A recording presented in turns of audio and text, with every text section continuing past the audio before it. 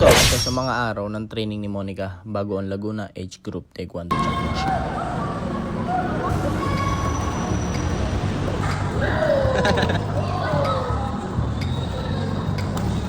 Mapapansin nyo na karamihan sa mga nakakasparing niya dito ay mga lalaki. Dahil sa Taekwondo, malaking advantage ang makapag-training kasama ang mas malalakas at mas advanced na mga atleta. Dito nyo natututunan ng iba't ibang techniques, strategies at tamang mindset habang patuloy na nag-i-improve. Isa pa, mas malakas ang advantage at malaki ang advantage kapag nasanay ka makipagsabayan sa mga lalaki sa training dahil mas mabilis at mas malakas ang galaw nila pagdating sa competition laban sa kapwa babae.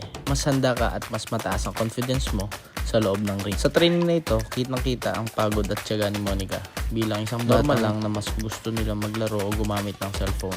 Pero sa kanya, parang laro lang ang training. Kahit pagod, tuloy lang siya at masaya pa rin sa bawat ensayo. At syempre, pagkatapos ng productive na training, may reward din siya.